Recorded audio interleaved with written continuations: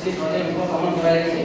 ବାକି ଆପଣମାନେ ଦେଖିପାରୁଥିବେ ଏବଂ ଆମର ଯେଉଁ ଷ୍ଟୁଡେଣ୍ଟ ଗୁଡ଼ିକ ଅଛନ୍ତି କ୍ରୀଡ଼ାମଣ୍ଡଳ ସେମାନେ କିଛି ପ୍ରୋଜେକ୍ଟ ଉପସ୍ଥାପନ କରୁଛନ୍ତି, ଯାହାକି ଦେଖିବାକୁ ସୁନ୍ଦର ଲାଗୁଛି ଏବଂ ସେମାନେ କିଛି ସ୍ଥାନୀୟ ଖେଳାଳି ଏବଂ ଆମର ଯେଉଁ ଭାରତରେ ରହିଥିବା ଆନ୍ତର୍ଜାତିକ ଖେଳାଳିମାନେ ଯେଉଁମାନେ କି ପିଲାମାନଙ୍କୁ ଭବିଷ୍ୟତରେ ଆଗକୁ ବଢ଼ିବାକୁ ଗୋଟେ ପ୍ରେରଣା ସାଜିଛନ୍ତି ସେମାନଙ୍କ ଉପରେ କିଛି ପ୍ରୋଜେକ୍ଟ କରୁଛନ୍ତି, ସେମାନେ ଆସିକି ଉପସ୍ଥାପନ କରୁଛନ୍ତି। ସର୍ବପ୍ରଥମେ ତୁଳସୀ ପ୍ରଦାନ କରୁ।